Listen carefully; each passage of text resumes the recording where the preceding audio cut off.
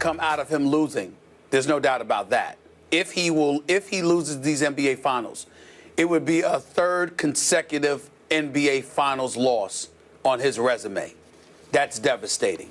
It would be a fifth NBA Finals loss overall. That would be devastating. But what would be even worse is if Steph Curry performs and he doesn't. See, that's what can't happen.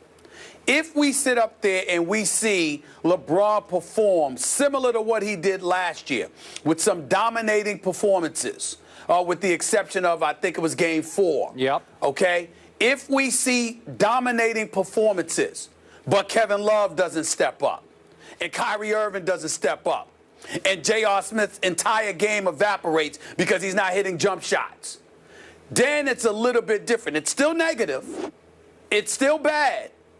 But nothing is worse than if Steph Curry continues to be the Steph Curry that we see, particularly in fourth quarters, and LeBron James is nowhere to be found. Nothing is worse than that.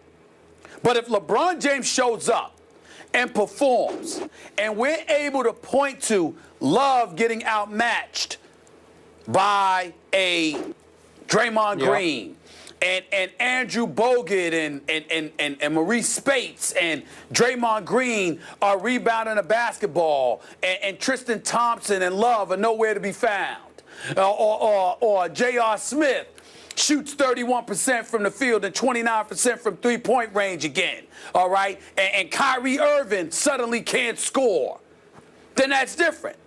It's still negative, but it's really the worst possible scenario is that Kevin Love comes to play, Kyrie Irving comes to play, and LeBron shows up for three quarters, but then Steph pours it on in the fourth, and LeBron has no answer. That is the worst case scenario, because not only do you lose the finals, but we can no longer call him King James. You can't be king without a crown.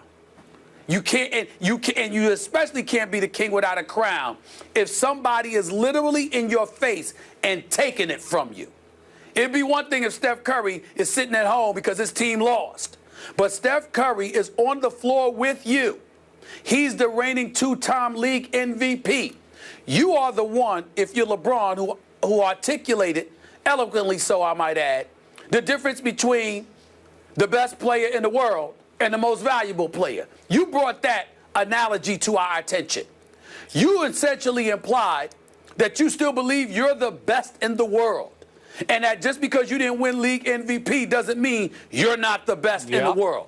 Then you're going up against that guy in the finals for all the marbles, and he shows up at money time, and there's an APB out for you. That cannot happen. So LeBron has to show up. They need to win. If they don't win, it's going to be bad, but it would be exponentially worse if Steph Curry shows up in the fourth quarter like he has been doing, and we can't find LeBron. That cannot happen.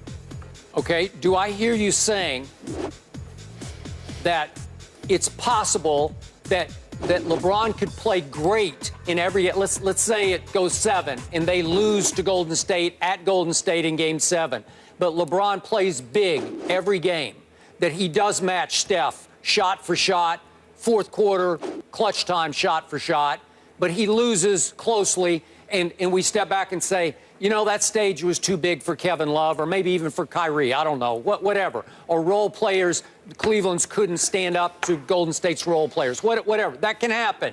Are you saying you'd be okay with that for LeBron? That would not hurt his legacy to fall to 2 and 5?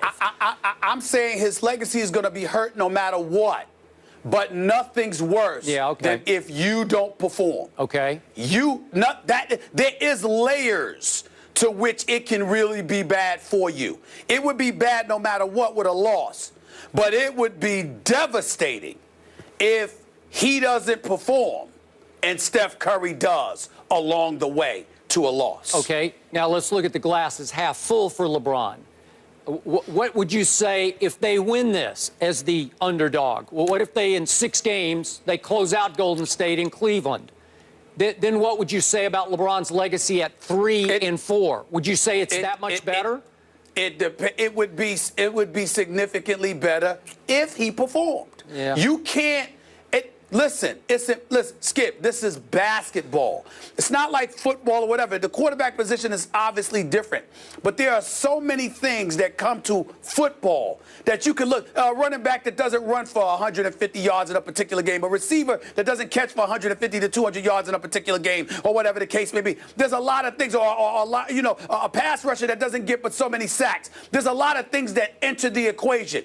But in the sport of basketball, albeit a team sport, individual exceptionalism gets noticed, and individual unexceptionalism gets noticed as well. So if Cleveland wins, all right, it's fine. But if LeBron plays like garbage, which is not going to happen, by the way, and Kyrie and Kevin Love comes and play and saves the day, we're going to notice that too. Okay, I got it. We're going to notice that. He's not going to be hurt by a win, but again, he can't play bad and they lose while Steph Curry's playing well. That is the most devastating scenario for him. Okay.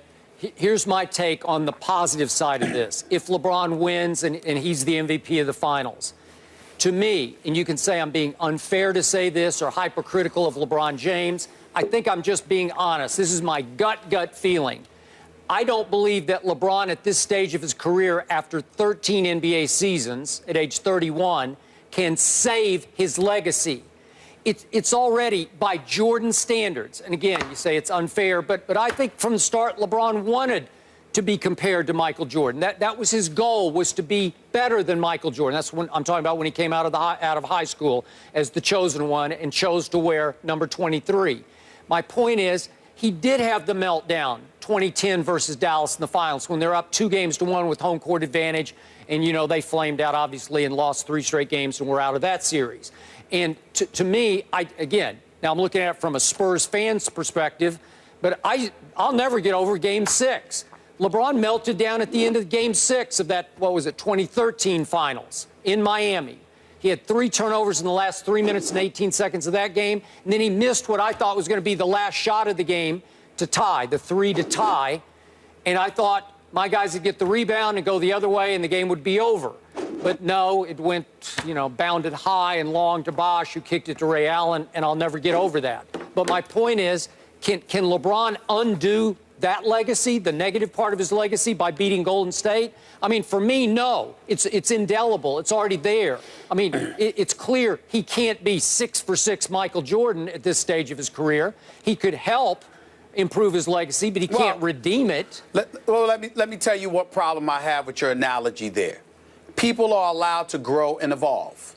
You can bring up a host of points that you've made about LeBron over the years, Skip. They're not wrong. But what somebody would look at you and say, damn, why don't you calm down? Think about what you were 10 years ago. Think about what you were 20 years ago. Didn't you evolve? Didn't you grow? Don't we all evolve? Don't we all grow? If LeBron James is making the mistakes now that he made back before he won a championship, then that's a good, legitimate argument. But if he's matured, if his game has evolved, if he's grown, if he's validated his greatness as a champion, as a league MVP, why would you disrespect that? Why would you hold on for dear life to something that happened years ago? I understand not forgetting it, because we still haven't forgotten how Magic Johnson struggled in the finals when Dennis Johnson and those boys forced 3 consecutive turnovers that cost them a championship, I think, in 1985. Yep. But we also recognize the fact that he came right back, he did, made amends for that. He came right back and won 2 more titles after that. So we got to look at it from that perspective and respect the fact that there's a level of greatness that this man brought to the equation after adversity hit. And how are you going to ignore that when it comes to LeBron? But you ignore it when it comes to everybody else. You might recognize and remember what they did, but you bypass that because this is what they did in the aftermath of that. Nobody got on LeBron harder than me when he folded against the Dallas Mavericks, still chasing that elusive title. But damn, he came back the next year and balled out against Oklahoma City. Then he came back the next year. And even though Ray Allen saved the day in Game 6, what did he do in Game 7? 37 and 15. Yep, what did he do en route to winning his first title? Yep. 48 and 15. I mean, 45, 50. This brother's on another level. Let's respect the level of greatness that this man brings to the equation and respect the fact that he answered adversity by showing up and overcoming it, which is an inspiration to everybody and everything that they do. Okay, that's you don't fine. sit there and lay down just because you failed. You get your behind back up and do what you got to do. Okay, but don't tell me that LeBron could redeem himself to the point that he could be considered greater than Michael Jordan. That's over. Well, who said That's that? out. Nobody said that. I think there are a lot of who is saying blind, this? There are a lot of blind LeBron fans out there still holding on to that. Hold on. You keep bringing it up that people are saying this. Skip, I've heard no one say this. No one. Only you. You're the only one that sit there and bring up and you say people say this, that I don't want to hear this. Who are you hearing it from? I have heard no one.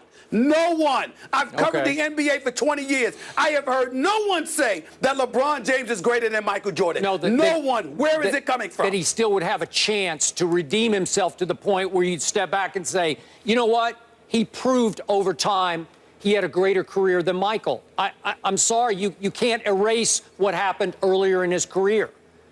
When anybody talks in that regard, they're talking about the number of NBA Finals appearances one makes. Under no circumstances has any human being that I know discussing basketball. I host a national radio show, Skip. I'm on national television with you. I'm doing Sports Center. I'm at the NBA games. I walk the streets. Skip Bayless, I have heard no human being sit there and say that LeBron James is better than Michael Jordan. Only you keep saying that people have said that. It is not true. I don't want to call out any other commentators on this network, but I think I heard that last week when he got to his 6th straight finals, that qualified him as doing something that Michael didn't ever do. That no one had, you know, well, you have to go back to the Bill Russell days. No. Doing something that Michael has never done is entirely different than saying somebody's better than Michael Jordan was. No one has said that. I challenge you to find me one person, one, in the globe who has said that about LeBron. I will bet you. One person. If LeBron manages to win this finals, I bet you we will hear a lot of that. That here he comes, he's salvaged his resume, his legacy, to the point that he could be greater than Michael Jordan. Especially Molly Karen, let me tell you something right now. Yes. Skip Bayless, I'm going to keep you right where the argument is. You changing it. I said no one will say, no one has said LeBron James is better than Michael Jordan. What they say is, oh, he's done something Michael hasn't done in terms of number of titles or whatever. If Michael hadn't gone to play baseball, he might have went to 8 straight NBA crowns. The point is, he did it because he left the game for a couple of years or a year and a half. That's the bottom line. No one has said that but you. No one. I'm just asking the question. That's all I'm doing. Really? Yeah. That's what you're doing? Just asking a question, huh? Okay. That's all you're doing? Well, I'm pointing out that there are some indelible negatives on that resume that even you sometimes gloss over. He was young. Baloney, he was young then. Baloney, he was young in 2010. Baloney, he was young in 2013. I'm sorry, I'm not taking it. Hold on. Who said he was young in 2013? Once again, where did that come from? Where were you 10 years ago? Hold it. Young against the Spurs in 2007. Who said he was young in 2013? Who said that? You know what? Who? Don't get me started. We got to go because we're running way over. We got to go. Okay. Changing it up. I'm not changing it. I just know we're way over. Guys. Unbelievable. Well, don't get me started on that first Spurs series. Don't get me started. After I heard LeBron James scored 6 straight finals appearances. Wait a second. 6 straight finals. Wait a second. That 2007 finals, all I heard, LeBron had no chance. He's the greatest player in the world. He didn't have a chance against my Spurs. Are you kidding me? Those were 4 close games. Where was he? That's 9 years ago. I don't know. Help me. All right, let's take a break.